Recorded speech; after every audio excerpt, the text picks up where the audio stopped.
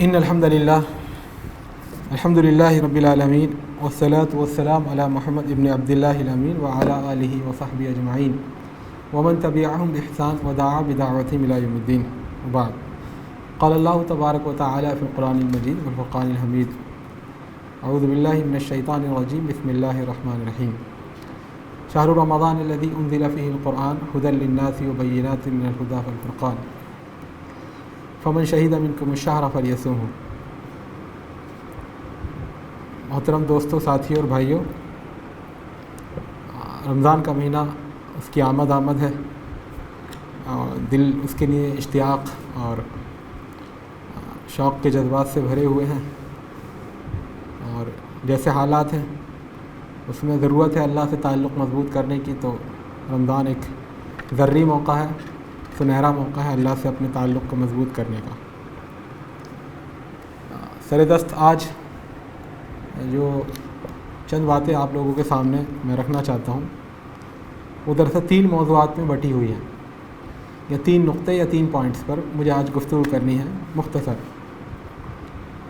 پہلا پوائنٹ ہے رمضان کی فضیلت اور خصوصیات، اور دوسرا پوائنٹ ہے روزے کی فضیلت اور خصوصیات، اور تیسرا پوائنٹ ہے روزے کی حکمتیں کیا کیا ہو سکتی ہیں یا کیا کیا سمجھ میں آتی ہیں۔ تو رمضان کی جو فضیلتیں ہیں بہت ساری ہیں، لیکن چند جو خاص فضیلتیں ہیں ان کا میں آپ کے سامنے ذکر کرنا چاہوں گا۔ رمضان المبارک کی 5 فضیلتیں تو اللہ کے رسول صلی اللہ علیہ وسلم کی ایک ہی حدیث میں مل جاتی ہیں۔ حضرت ابو ہریرہ روایت کرتے ہیں کہ اللہ کے رسول صلی اللہ علیہ وسلم نے ارشاد فرمایا تھا، لخلوف فم الصائم اطیب عند اللہ من ریح المسک وتستغفر لهم الملائکۃ حتی یفطروا ویزین اللہ کل یوم جنته ثم یقول یوشک عبادی الصائمون ان یلقوا عنهم المؤونة والأذى ویصیروا الیک وتصفت فیہ مردۃ الشیاطین فلا یخلصوا الی ما كانوا یخلصون الیہ فی غیرہ وَيَغْفِرُ لَهُمُ اللَّهُ فِي آخِرِ لَيْلَةٍ مِنْ هَذَا الشَّهْرِ قِيلَ يَا رَسُولَ اللَّهِ أَهِيَ لَيْلَةُ الْقَدْرِ قَالَ لَا وَلَكِنْ الْعَامِلُ يُوَفَّى أَجْرُهُ إِذَا قَضَى عَمَلَهُ۔ اور ابو ہریرہ روایت کرتے ہیں کہ اللہ کے رسول نے ارشاد فرمایا تھا، رمضان کے مہینے میں روزہ رکھنے والے کے منہ کی بو اللہ تعالیٰ کو مشک کی خوشبو سے زیادہ عزیز اور پاکیزہ محسوس ہوتی ہے، لگتی ہے، پہلی خصوصیت۔ دوسری بات یہ ہے کہ تستغفر لهم الملائکۃ حتی یفطروا، فرشتے اللہ کے وہ روزے داروں کے لیے دعائیں مغفرت کرتے رہتے ہیں یہاں تک کہ وہ افطار کر لیں، یعنی روزے دار افطار کر لیں۔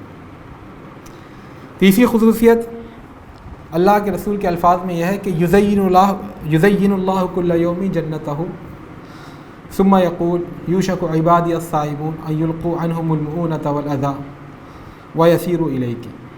اللہ تعالیٰ رمضان میں ہر روز جنت کی آرائش اور زیبائش کرتا ہے، ریڈیکوریٹ کرتا ہے، اس کو سجاتا ہے، سنوارتا ہے، اور فرشتوں سے کہتا ہے کہ ہو سکتا ہے قریب ہے کہ میرے روزے دار بندے دنیا کی کلفتوں کو، دنیا کی پریشانیوں کو، دنیا کی اذیتوں کو چھوڑ کر آ جائیں اور تیرے اندر آ کر بسیں جنت کے اندر۔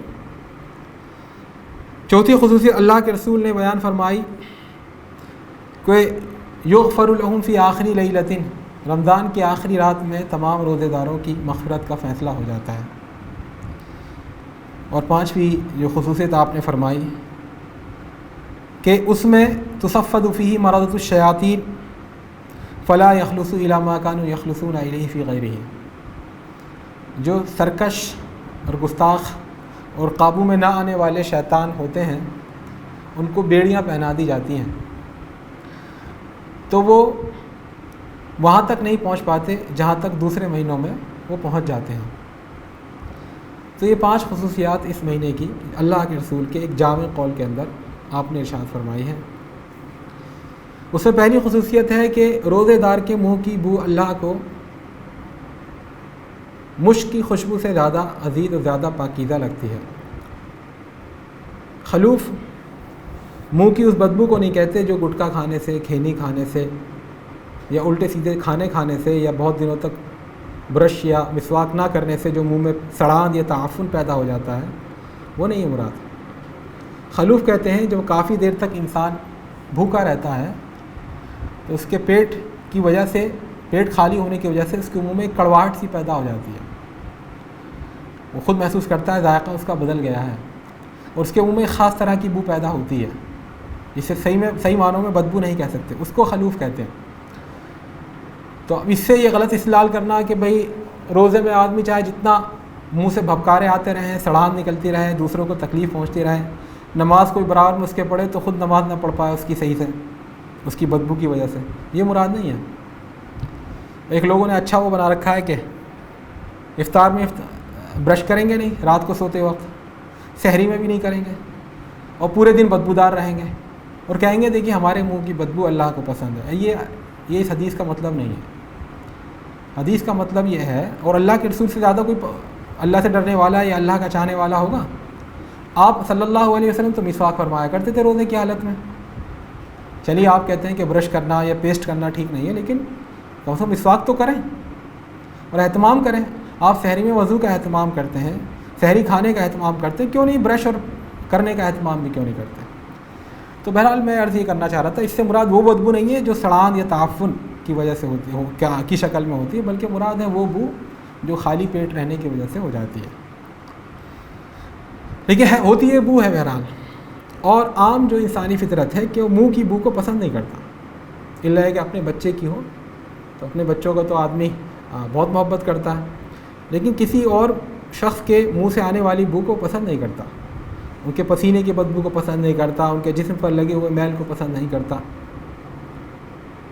تو دراصل یہاں ایک اصول سمجھ لیجئے، اللہ کی اطاعت میں، اللہ کے راستے میں، اللہ کی رضا جوئی کی خاطر دین پر عمل کرتے ہوئے اگر انسان کو کچھ ایسی حالت طاری ہو جاتی ہے، کوئی ایسی چیز لگ جاتی ہے اس سے جس کو عام عرف میں یا عام سماج میں اچھا نہیں سمجھا جاتا، تو وہ اللہ کی نظر میں عزیز ہوتی ہے۔ اللہ کے رسول صلی اللہ علیہ وسلم دیکھیے، پیشانی پر نماز پڑھنے سے نشان پڑ جاتا ہے کالا، تو بظاہر چہرے پر کالا نشان پڑ جائے تو اچھا نہیں، چونکہ یہ اللہ کی عبادت کے لیے ہوا ہے، اس کی رضا جوئی کی خاطر ہوا ہے، نماز پڑھنے سے ہوا ہے، تو اللہ کو پسند ہے۔ اللہ کے رسول نے فرمایا تھا کہ لیس شیء احب الی اللہ من قطرتین واثرین، قطرۃ من دمع فی خشیۃ اللہ وقطرۃ دم تحرق فی سبیل اللہ واما الاثران فاثر فی سبیل اللہ واثر فی فریضۃ من فرائض اللہ۔ اللہ کو سب سے زیادہ دو قطرے پسند ہیں اور دو نشان پسند ہیں۔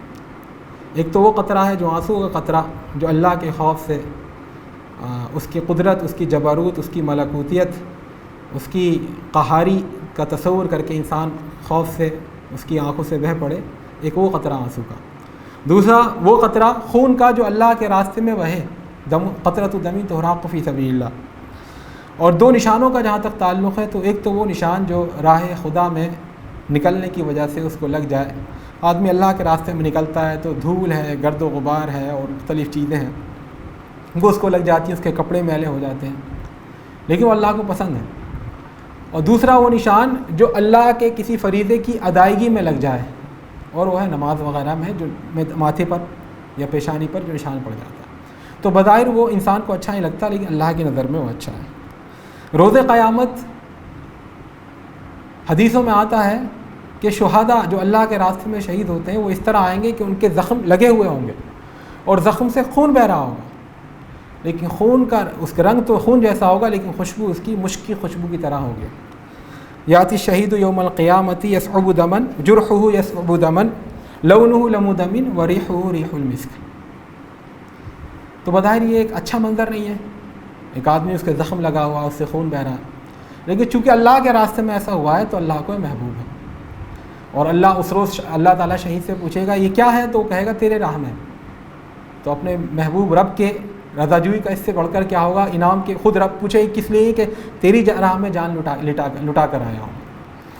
اسی طرح گرد و غبار میں اٹ جانا، بال بکھرے ہوئے ہونا، میل کچیل والا ہو جانا بظاہری اچھی چیز نہیں ہے، لیکن صحیح حدیثوں میں آیا ہے کہ اللہ رب العزت عرفہ کے دن حاجیوں کو دیکھ کر کہتا ہے اپنے فرشتوں کو جتا کر کے کہ دیکھو یہ میرے بندے ہیں، انظر الی عبادی ہؤلاء جاؤنی شعثا غبرا، دیکھو میرے ان بندوں کو، یہ میری خاطر پراگندہ حال، پراگندہ بال، بکھرے ہوئے لباس اور میل کچیل و پسینے سے ٹپ شرابور ان کا بدن، لیکن میری رضا جوئی کی خاطر یہ دیکھو میدان عرفات میں آ گئے۔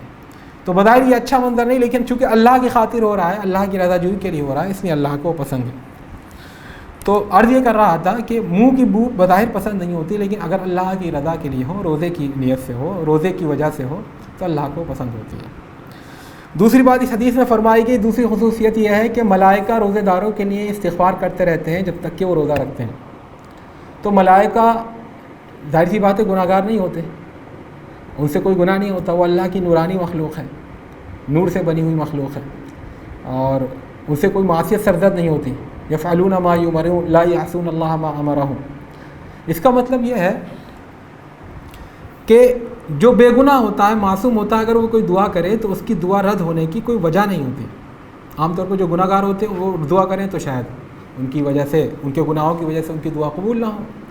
تو ملائکہ کا اہل ایمان کے لیے، روزے داروں کے لیے دعائے مغفرت کرنا اس بات کی دلیل ہے کہ وہ دعا قبول ہوتی ہے، اور یہ اس بات کی بھی دلیل ہے کہ فرشتے اہل ایمان کے ساتھ ہیں، روزے داروں کے ساتھ ہیں، اور یہ اس بات کی بھی دلیل ہے کہ فرشتے اہل ایمان کی فکر کرتے ہیں، اور ان سے روزے کی حالت میں اگر کچھ کمی یا کوتاہی یا خامی ہو جاتی ہے تو ان کے لیے دعائے مغفرت کرتے رہتے ہیں۔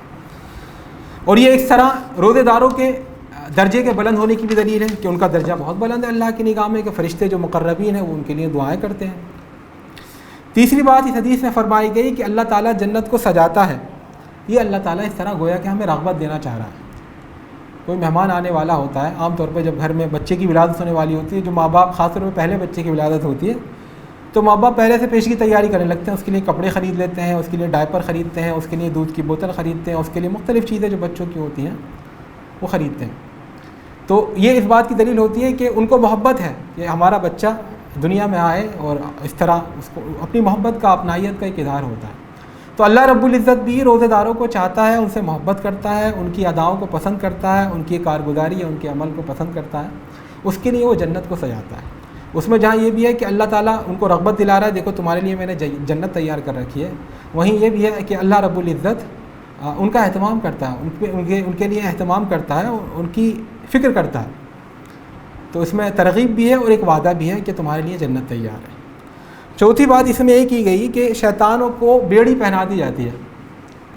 اب زبانی طور پر تو ہم یہ کہتے ہیں بھئی غیب کے جو معاملات اس میں عقل نہیں لڑانی چاہیے، کیونکہ ایمان کی پہلی شرط یہ یؤمنون بالغیب، اس کے بعد آتا ہے یقیمون الصلاۃ ویؤتون الزکوٰۃ وغیرہ۔ تو غیب کو ہم زبانی طور پر تو ہم اس کو کنفیس کرتے ہیں کہ غیب کی جو بات ہے اس میں اپنی عقل نہیں لڑائیں گے، لیکن عام طور پر اس میں ہم غلطی کرتے ہیں۔ عام طور پر یہ کہہ دیا جاتا ہے کہ شیطانوں کو باندھ دیا جاتا ہے، اس کا مطلب یہ ہے کہ توفیق عام ہو جاتی ہے، خیر کی طرف رجحان زیادہ ہو جاتا ہے، لوگ برائیاں کرنے سے ہچکچاتے ہیں وغیرہ۔ یہ سب اس کا نتیجہ ہے۔ جب اللہ اور اس کے رسول نے ایک جگہ نہیں ہے، یہ دسوں درجنوں حدیث ہیں جس میں یہ الفاظ ہیں کہ شیطانوں کو باندھ دیا جاتا ہے، زنجیر پہنا دی جاتی ہے۔ تو پہنا دی جاتی ہے، آپ نے دیکھا نہیں پہنائی جاتی کیا؟ جب آپ نے دیکھا نہیں، آپ کو معلوم نہیں، تو آپ کیوں اپنی عقل لڑا رہے ہیں؟ تو اس کو بے چوں چرا اور من وعن مان لینا چاہیے، یہی مومن کا رویہ ہوتا ہے۔ البتہ اس کا نتیجہ جو ظاہر ہوتا ہے کہ برائیوں کا رجحان کم ہو جاتا ہے، ہاں یہ نتیجہ ہے اس کا، اس کو ماننا چاہیے۔ خیر کا پہلو عام ہو جاتا ہے، لوگوں میں بھائی چارہ عام ہو جاتا ہے، مسجدیں بھر جاتی ہیں اور نورانیت چہرے پر آ جاتی ہے، یہ سب چیزیں ہیں، اللہ کی طرف سے فیوز و برکات نازل ہوتے ہیں، یہ سب نتیجہ ہے۔ لیکن اس کا مطلب نہیں کہ مطلب ہی یہ ہے کہ شیطان باندھ دیتے نہیں، اللہ تعالیٰ غلط بول رہا ہے، یہ ایسا مطلب نہیں۔ پانچویں بات اس میں کہی کہ روزے داروں کی مغفرت کر دیتا اللہ تعالیٰ رمضان کی آخری رات میں۔ تو کسی صحابی نے پوچھا کیا وہ رمضان کی آخری رات شب قدر ہوتی ہے؟ تو آپ نے فرمایا نہیں، شب قدر نہیں، بلکہ مزدور کو اس کی اجرت یا اس کی تنخواہ یا اس کی دہاڑی کام ختم کر لینے پر ملتی ہے۔ تو جب رمضان ختم ہوتا ہے، جو چاند رات ہوتی ہے، اس میں سب کو اجر و ثواب بانٹ دیا جاتا ہے۔ سنن ابو داؤد کی روایت ہے کہ یغفر لامت محمد، اس میں ہے کہ تمام امت محمدیہ کی مغفرت کا فیصلہ ہوتا ہے۔ تو اس میں دونوں حدیثوں کو جب آپ جوڑیں کہ روزے داروں کی مغفرت کی بات ہے، پھر کہا پوری امت کی مغفرت کی بات ہے، تو اس کا مطلب یہ ہے کہ پوری امت جو ہوگی وہ روزے دار ہوگی، اور جو روزے دار ہوں گے وہی امت محمدیہ ہوگی۔ تو ان سے یہ پتہ چلتا ہے کہ جو اللہ اور اس کے رسول پر ایمان رکھتا ہے وہ رمضان میں روزوں کا اہتمام کرتا ہے۔ اللہ تعالیٰ کی مغفرت کا ایک فضل و کرم اللہ تعالیٰ کی طرف سے جو ہے اس کی 3 شکلیں ہیں. ایک تو اللہ تعالیٰ نے روزے کو فرض کیا، ایک ثواب پانے کا ایک ذریعہ ہمارے سامنے رکھا، یہ اس کا ایک کرم ہے. دوسرا یہ ہے کہ اس نے ہمیں روزہ رکھنے کی توفیق دی. فرض تو کیا ہی، لیکن بہت سارے بد توفیق ایسے ہیں، لاخیر ایسے ہیں، رمضان آتا ہے چلا جاتا ہے، ان کو پتہ ہی نہیں چلتا، ان کی زندگی میں کوئی تبدیلی نہیں آتی، روزوں کا کچھ اہتمام نہیں ہوتا. تو اللہ تعالیٰ اپنے نیک بندوں کو توفیق دیتا ہے روزے رکھنے کی. یہ دوسرا اس کا کرم ہوتا ہے. اور تیسرا کرم یہ ہے کہ وہ روزے پر اجر و ثواب سے نوازتا ہے. تو یہ رمضان کی 5 خصوصیات ہیں جو ایک حدیث میں بیان ہوئی. رمضان کی چھٹی خصوصیت جو سب سے صحیح معنوں میں پہلی خصوصیت ہے رمضان کی، جیسے قرآن میں بھی ہے کہ شہر رمضان الذی انزل فیہ القرآن، کہ رمضان کے مہینے میں قرآن کریم نازل ہوا. یہ سب سے بڑی خصوصیت ہے رمضان کی. تو فمن شہید منکم الشہر فلیصمہ، جو اس مہینے میں موجود رہے تو وہ ضرور روزے رکھے، جو زندہ رہے، جو اس مہینے کو پالے تو وہ ضرور روزے رکھے. تو رمضان کی بہت بڑی خصوصیت ہے کہ اس میں کلام الہی نازل ہوا. رمضان کی چھٹی خصوصیت یہ ہے کہ اس میں جنت کے دروازے کھول دیے جاتے ہیں اور جہنم کے دروازے بند کر دیے جاتے ہیں. اللہ کے رسول نے فرمایا اذا دخل شہر رمضان فتحت ابواب الجنہ واغلقت ابواب جہنم وسلسلت الشیاطین. جب رمضان کا مہینہ آتا ہے تو جنت کے دروازے کھول دیے جاتے ہیں، جہنم کے دروازے بند کر دیے جاتے ہیں اور شیطانوں کو زنجیروں میں جکڑ دیا جاتا ہے. یہ اس مہینے کی 7ویں خصوصیت ہے. 8ویں خصوصیت اس مہینے کی یہ ہے کہ اس ماہ میں جو جذبہ ایمان کے ساتھ اور اخلاص نیت کے ساتھ اور اجر و ثواب کی امید میں روزوں کا اہتمام کرے تو اس کے تمام پچھلے گناہ معاف کر دیے جاتے ہیں. اللہ کے رسول کا ارشاد ہے من صام رمضان ایمانا واحتسابا غفر له ما تقدم من ذنبه. جو ایمان کے ساتھ اور ثواب کی نیت سے، اخلاص نیت کے ساتھ روزوں کا اہتمام کرے رمضان کے تو اس کے تمام پچھلے گناہ معاف کر دیے جاتے ہیں. اس کی 9ویں خصوصیت اس ماہ کی یہ ہے کہ اس میں جو شخص ایمان اور جذبہ اخلاص کے ساتھ قیام لیل کرتا ہے، تراویح کی نماز پڑھتا ہے، تہجد کا اہتمام کرتا ہے، انفرادی طور پر نوافل پڑھتا ہے تو اس کے لیے تمام سابقہ گناہ اس کے معاف ہو جاتے ہیں. من قام رمضان ایمانا واحتسابا غفر له ما تقدم من ذنبه. اس مہینے کی 10ویں خصوصیت یہ ہے کہ اس میں صدقہ کرنا افضل ہوتا ہے. حدیثوں میں آتا ہے کہ رمضان کے علاوہ مہینوں میں نفل کرنے، فرض صدقہ یعنی زکوٰۃ دینے کا جو ثواب ہوتا ہے وہ رمضان میں نفل صدقہ کرنے کا ثواب ہوتا ہے. تو اسی حساب سے آپ دیکھیں جو فرض ادا کرنے، فرض جو صدقات ہیں واجب اللہ تعالیٰ کی طرف سے زکوٰۃ کی شکل میں، اس کو اس وقت دینے کا، اس کو نکالنے کا، اس کا ثواب جو ہے بہت زیادہ بڑھ جاتا ہے. اسی سے ہمیں ملتا ہے کہ اللہ کے رسول کے بارے میں صحابہ کرام کا تاثر یہ تھا کان رسول اللہ صلی اللہ علیہ وسلم اجود الناس وکان اجود ما یکون فی رمضان حین یلقاہ جبریل وکان یلقاہ فی کل لیلۃ من رمضان فیدارسہ القرآن. اللہ کے رسول ویسے تو عام طور پر تمام انسانوں میں سب سے زیادہ سخی تھے، لیکن آپ کی سخاوت اور فیاضی اور داد و دہش اپنے نقطۂ عروج میں ہوتی تھی رمضان کے مہینے میں، خاص طور پر اس وقت جب حضرت جبریل ملاقات کرتے تھے. حضرت جبریل ہر رات رمضان کی آپ کے پاس آتے تھے اور آپ کے ساتھ قرآن کا مذاکرہ کرتے تھے، آپ ان کو قرآن سناتے تھے اور حضرت جبریل سنتے تھے. تو صدقہ کرنا اس مہینے میں بہت افضل ہے. اس مہینے کی 11ویں خصوصیت یہ ہے کہ اس میں اگر کوئی عمرہ ادا کرے تو اس کو ایک حج کے برابر ثواب ملتا ہے. اللہ کے رسول کا ارشاد ہے عمرۃ فی رمضان تعدل حجۃ. رمضان کا ایک عمرہ حج کے برابر ہے، اور دوسری روایت میں ہے تعدل حجۃ معی، اس حج کے برابر ہے جو میری رفاقت میں، یہ میری صحبت میں ادا کیا گیا ہو. اس مہینے کی 12ویں خصوصیت یہ ہے کہ صبر کا مہینہ ہے. صحیح بات یہ ہے کہ انسان جتنا اپنے آپ کو کنٹرول میں رکھتا ہے، جتنا اپنے آپ کو قابو میں رکھتا ہے اور جتنا اپنے آپ کو محروم رکھتا ہے دنیا کی لذتوں سے، وہ یا تو روزے میں ہوتا ہے، اس کا نقطۂ عروج یا اس کا آخری درجہ یا تو روزے کی حالت میں ہوتا ہے یا میدان جہاد میں ہوتا ہے. اس لیے اللہ کے رسول نے فرمایا کہ الصوم نصف الصبر. روزہ جو ہے یہ صبر کا آدھا حصہ ہے. آدھا حصہ کہاں ہے؟ وہ میدان جہاد میں. تو گویا کہ آدھا جہاد یہ ہے صبر کا، یہ رمضان کا مہینہ. اس کی 13ویں خصوصیت یہ ہے کہ اس میں اللہ رب العزت نے ایک رات ایسی رکھی ہے جو 1000 مہینے سے بہتر ہے. انا انزلناہ فی لیلۃ القدر. سورہ دخان میں اس کو لیلہ مبارکہ کہا، اور سورہ قدر میں اس کو لیلۃ القدر کہا. ہم نے اس کو شب قدر میں اتارا ہے، اور تم کیا جانو شب قدر کیا ہے. لیلۃ القدر خیر من الف شہر. 1000 مہینوں سے بہتر ہے یہ شب قدر. تنزل الملائکۃ والروح فیہ بها باذن ربہم من کل امر.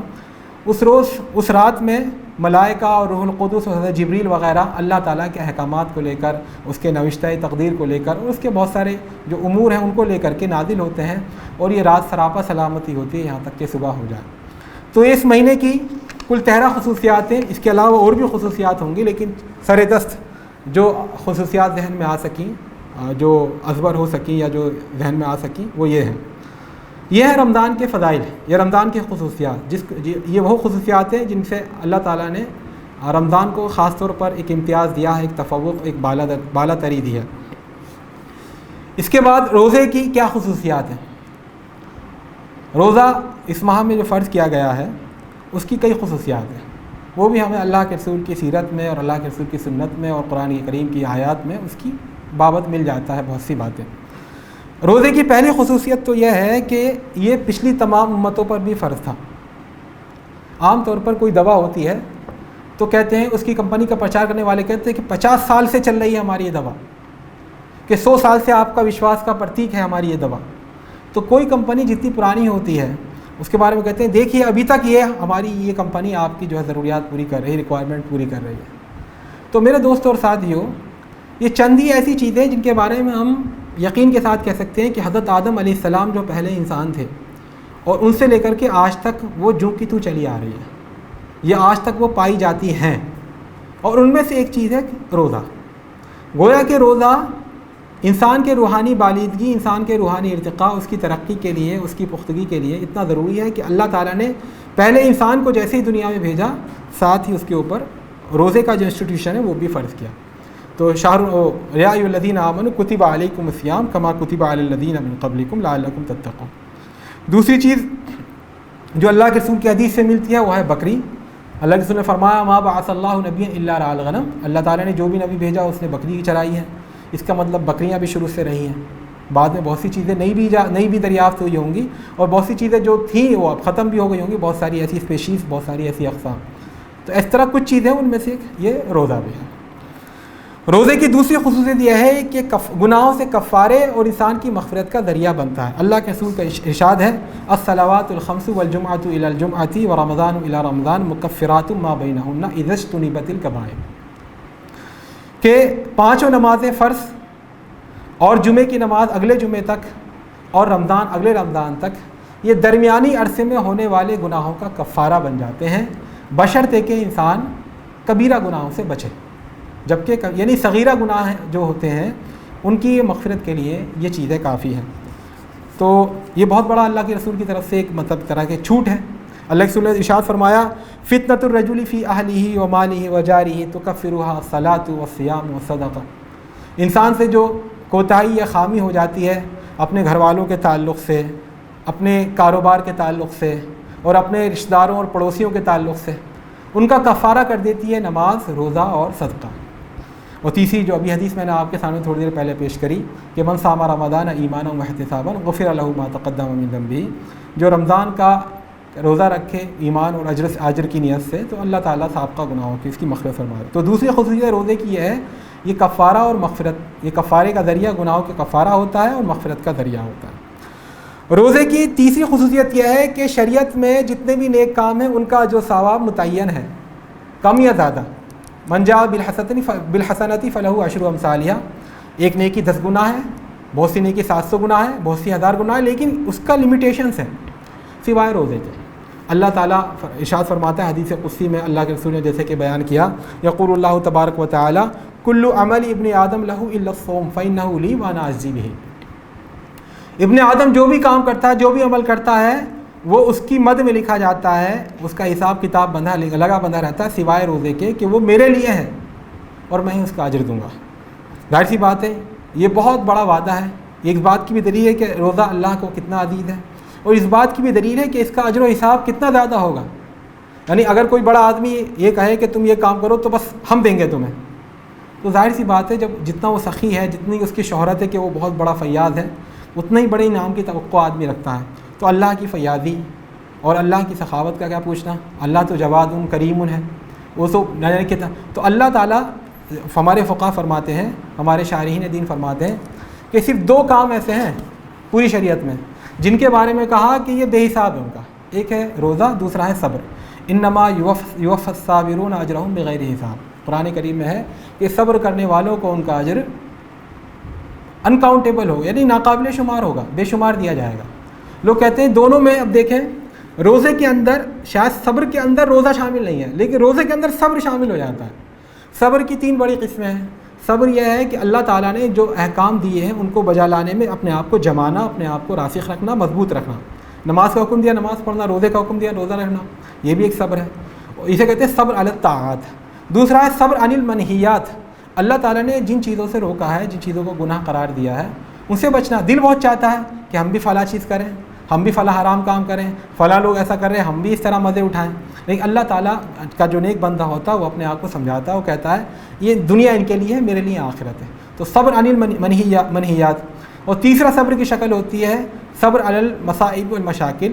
اللہ تعالیٰ یہ زندگی ظاہر سی بات ہے، اس میں ترشی بھی ہے، مٹھاس بھی ہے، کھٹائی بھی ہے، کڑواہٹ بھی ہے، تلخی بھی ہے، سرد و گرم حالات آتے ہیں. ہر آدمی ایک حالت پہ نہیں رہتا، کبھی مشکلات بھی آتی ہیں، کبھی خوشیاں بھی آتی ہیں.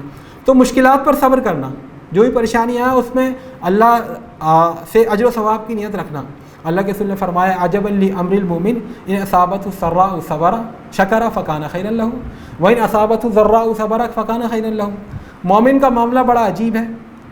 کوئی خوشی آتی ہے تو شکر ادا کرتا ہے تو بہتر ہوتا ہے اس کے لیے، اور کوئی مصیبت آتی ہے تو صبر کرتا ہے تو بہتر ہوتا ہے اس کے لیے. تو صبر کی یہ تینوں شکلیں روزے کے اندر پائی جاتی ہیں. اس میں آدمی گناہوں سے بھی بچتا ہے، اس میں آدمی جو ہے ظاہر سی بات ہے روزہ رکھ رہا ہے، اطاعت کر رہا ہے اللہ تعالیٰ کی، اس پر صبر کر رہا ہے. اور اس میں جو مشقت اور جو پریشانی اور جو دشواری آ رہی ہے اس پر بھی انسان صبر کر رہا ہے. تو اس کے اندر دونوں چیزیں شامل ہیں. اور یہ صبر اور روزہ یہ دونوں ایسی چیزیں ہیں جن پر قرآن اور حدیث میں کہا گیا ہے کہ ان کا اجر و حساب کا کوئی شمار نہیں ہوگا.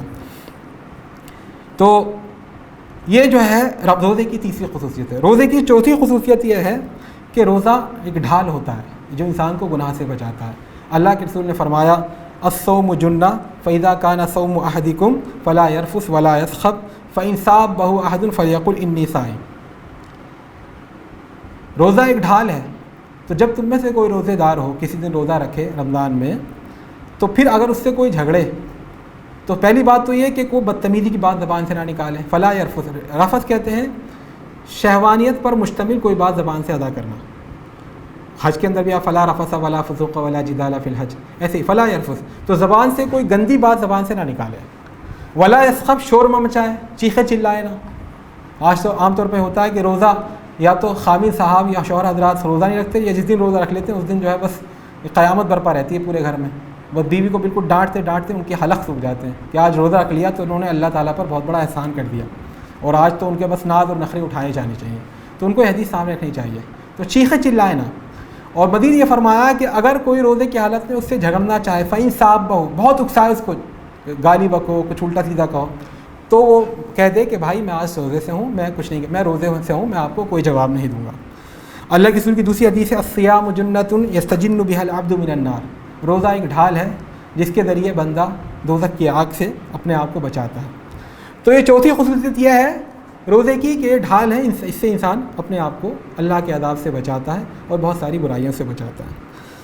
پانچویں خصوصیت روزے کی یہ ہے کہ روزے دار کو دنیا میں ہی ایک لذت کا، ایک خوشی کا احساس ہوتا ہے، اور آخرت میں جو بڑی اسے خوشی ملنے والی ہے اس کو منیمائز، یہ مائکرو شکل میں جو ہے وہ خوشی جو ہے اس کو دنیا میں ملتی ہے. اللہ کے رسول نے فرمایا للصائم فرحتان یفرحهما اذا افطر فرح بفطره واذا لقي ربه فرح بصومه. روزے دار کے لیے 2 خوشیاں ہیں جن کو وہ پا کر رہے گا. ایک خوشی ہے جب وہ افطار کرتا ہے تو اس کو لذت محسوس ہوتی ہے، ایک طرح کا سکون ملتا ہے، اطمینان ملتا ہے. تو یہ خوشی تھوڑا سا حصہ ہے، اس کا بہت اعلیٰ درجے کا حصہ ہوگا جو دوسری خوشی ہوگی جب وہ اپنے رب سے ملاقات کرے گا اور وہاں پر اپنے روزے کے بدلے میں جو اجر و ثواب کا ڈھیر پائے گا، اس سے جو اسے خوشی محسوس ہوگی وہ خوشی کی دنیا کی خوشی پر قیاس نہیں کی جا سکتی. چھٹی خصوصیت روزے کی یہ ہے کہ یہ انسان کو یا تو جنت کے قریب کر دیتا ہے یا جنتی بنا دیتا ہے. اللہ کے رسول سے حضرت ابو امامہ باہلی ایک صحابی ہیں، انہوں نے کہا نبی صلی اللہ علیہ وسلم سے یا رسول اللہ مرنی بامری ینفعنی اللہ بہ، مجھے کوئی ایسی بات بتا دیے جو مجھے فائدہ پہنچائے اور بہت زیادہ مت بتائیے. تو آپ صلی اللہ علیہ وسلم نے فرمایا علیک بالصیام فانہ لا مثل لہ، تم روزے کا اہتمام کرو کیونکہ روزے کا کوئی متبادل نہیں ہے.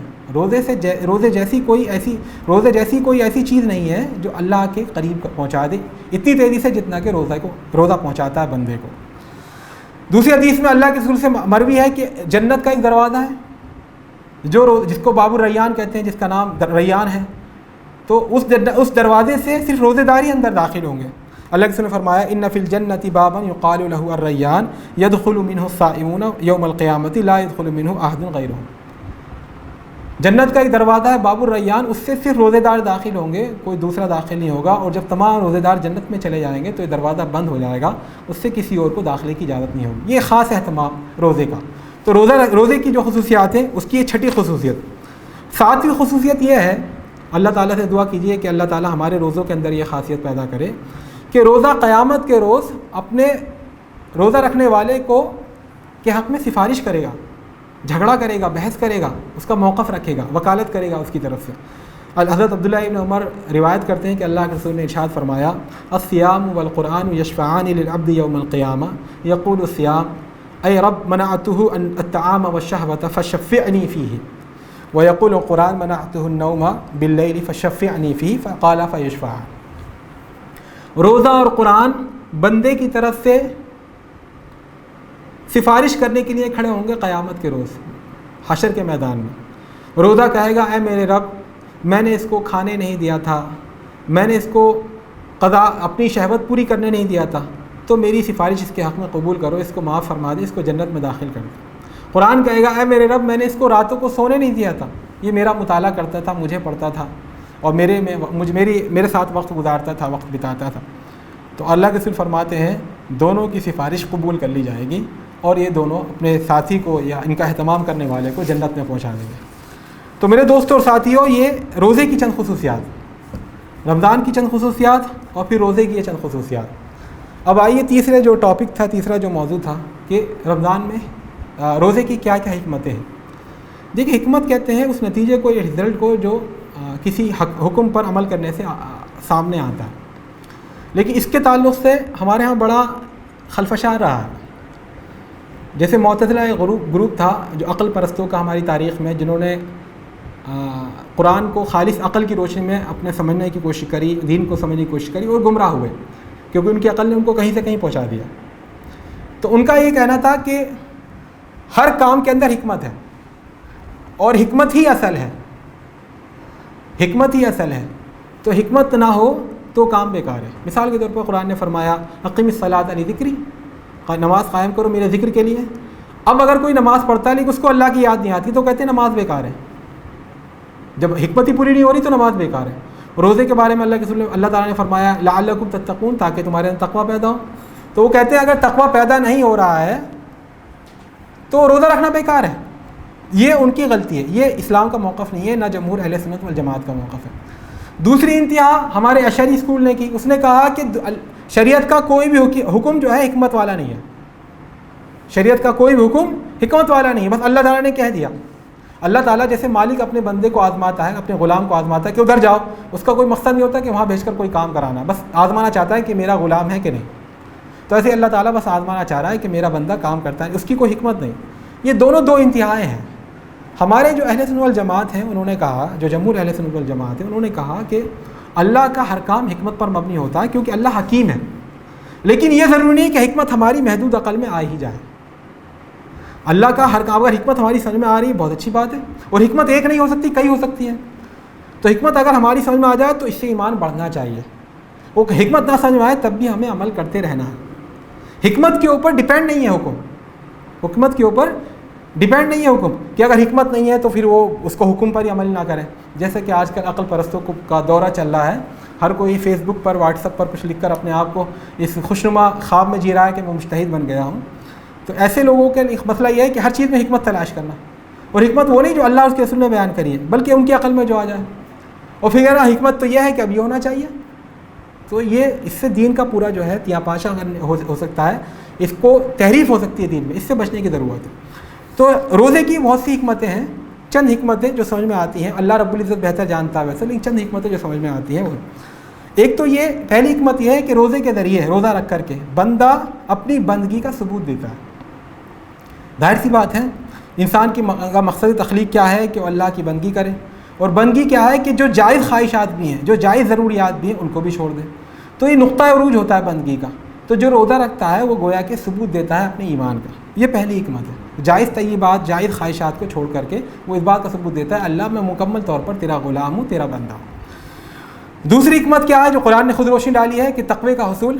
اور تقوی کیا ہے؟ تقوی یہ ہے کہ انسان کے تقوی کے معنی میں نے بتائے تھے کہ لحاظ کرنا، لیکن تقوی ہے کیا؟ اللہ تعالیٰ نے جو احکام دیے ہیں ان کی پابندی کرنا، جو چیزیں حرام کی ہیں ان سے بچنا، اپنی جو الٹی سیدھی خواہشات دل میں آتی ہیں ان پہ کنٹرول کرنا، اور جو الٹے سیدھے شبہات ذہن میں آتے ہیں دین کے تعلق سے ان سے محتاط رہنا، ان سے بچتے رہنا، یہ تقوی ہے۔ تو اس کا حصول بھی روزے کی ایک بہت بڑی حکمت ہے۔ تیسری حکمت یہ ہے کہ روزے کی وجہ سے انسان کے دل کے اندر اللہ کی یاد پیدا ہو جاتی ہے، ذکر الہی کی طرف رجحان ہوتا ہے، میلان ہوتا ہے، اور اللہ کی جو نشانیاں بکھری ہوئی ہیں پوری کائنات میں ان پر غور و فکر کی نگاہ ڈالنے کا اس کے اندر شوق پیدا ہوتا ہے۔ اللہ کے رسول نے فرمایا ما ملا ابن آدم بعان شرا من بطنہ بحسب ابن آدم لقیمات یقیمن صلبہ فإن کان لا محالۃ فثلث لطعامہ وثلث لشرابہ وثلث لنفسہ۔ سب سے برا برتن جو انسان بھرتا ہے، ابن آدم بھرتا ہے، وہ خود اس کا اپنا پیٹ ہے۔ انسان کے لیے تو بس چند لقمے کافی ہے جو اس کی کمر کو سیدھا رکھیں، اور اگر اس کو پیٹ ہی بھرنا ہے تو اس طرح بھرے کہ ایک تہائی اس کے کھانے کا ہو، ایک تہائی اس کے پینے کا ہو، اور ایک تہائی اس کے سانس لینے کے لیے ہو۔ تو یہ بہت ضروری اصول ہے۔ تو اللہ کے رسول نے بھی فرمایا کہ آدمی اگر اس نصیحت پر عمل کرے تو وہ اللہ کی آیات پر غور و فکر کا اس کے اندر مزاج پیدا ہوتا ہے۔ چوتھی حکمت یہ ہے کہ روزہ رکھنے کی وجہ سے جن کو اللہ تعالیٰ نے مال اور دولت کی نعمت دی ہے ان کو اس نعمت کا احساس ہوتا ہے۔ جب وہ بھوکے رہتے ہیں، وہ پیاسے رہتے ہیں، تو ان کا احساس ہوتا ہے کہ اللہ تعالیٰ نے ہمیں دیکھیے کتنی نعمت دے رکھی ہے کہ ہمیں اللہ تعالیٰ نے صاحب مال بنایا ہے، ہمیں غریب نہیں رکھا۔ اور ساتھ ہی اس کا یہ بھی فائدہ ہوتا ہے کہ یہ احساس ہوتا ہے کہ ہمارے جو غریب بھائی ہیں ان کی ہم مدد کریں۔ بھوک کا احساس جب ہوتا ہے، پیاس کا احساس ہوتا ہے، تو ان کو احساس ہوتا ہے دنیا میں ہماری طرح بہت سارے انسان ہیں جو روزانہ روزہ رکھتے ہیں، مجبوری والا روزہ، تو ان کے اندر خرچ کرنے کا جذبہ پیدا ہوتا ہے اور شکر گزاری کا جذبہ پیدا ہوتا ہے۔ اور اللہ کے رسول کی سخاوت تو آپ جانتے ہیں کہ اس رمضان کے مہینے میں بہت زیادہ خرچ کرتے تھے۔ روزے کی پانچویں خصوصیت یہ ہے کہ اس کے ذریعے سے انسان کو اپنے اوپر کنٹرول حاصل ہوتا ہے، ضبط حاصل ہو جاتا ہے، خواہشات پر پورا کنٹرول حاصل ہو جاتا ہے۔ یہ دنیا میں اس میں انسان کے ساتھ کیا ہے؟ نفس امارہ لگا ہوا ہے، نفس اکساتا رہتا ہے برائیوں پر، شیطان ملعون لگا ہوا ہے جو ابھارتا رہتا ہے، وسوسے ڈالتا رہتا ہے۔ تو ایسے میں اگر روزے کی شکل میں کوئی وسیلہ ہمیں مل جاتا ہے جس کے ذریعے ہم اپنے آپ کو کنٹرول کر سکتے ہیں، اپنے نفس پر قابو کر سکتے ہیں، تو یہ اللہ کا بہت بڑا انعام ہے، اور روزے کی شکل میں یہ انعام اللہ تعالیٰ نے ہمیں دیا ہے۔ چھٹی حکمت جو سمجھ میں آتی ہے روزے کی وہ یہ ہے کہ انسان کے اندر جو کبر اور غرور اور خودرائی اور اپنے آپ کو بڑا سمجھنے کا جذبہ ہے وہ اس کی وجہ سے پاش پاش ہو جاتا ہے، وہ مٹی میں مل جاتا ہے، اور اس کی جگہ اعتراف حق، تواضع، اپنے آپ کو خاکسار سمجھنا، اپنے آپ کو کمتر سمجھنا، فروتر سمجھنا، یہ رجحانات یا یہ جذبات اس کے اندر پیدا ہوتے ہیں۔ دراصل یہ ہے دنیا کی جو بنیادی ضرورت ہے، سب سے بنیادی ضرورت، لوگ کہتے ہیں روٹی کپڑا مکان، لیکن ان تینوں میں بھی سب سے بنیادی ضرورت کیا ہے؟ وہ ہے روٹی یعنی کھانے پینے کا وہ، اور اس کے بعد یہ ہے کہ آدمی کی دوسرا جو جذبہ ہے شہوانی جذبہ۔ تو جب یہ جذبات اس کے پورے ہوتے ہیں، یہ خواہشات اس کی پوری ہونے لگتی ہیں آسانی سے، تو اس کے اندر ایک طرح کا یہ تکبر، یہ تعلی پیدا ہو جاتا ہے، یہ اپنے آپ کو کچھ اسپیشل سمجھے کہ میں بہت اچھا ہوں، ایک طرح کی تعلی اس کے، اور یہ تعلی اگر بڑھتی جائے تو انسان کے اندر تکبر پیدا ہو جاتا ہے۔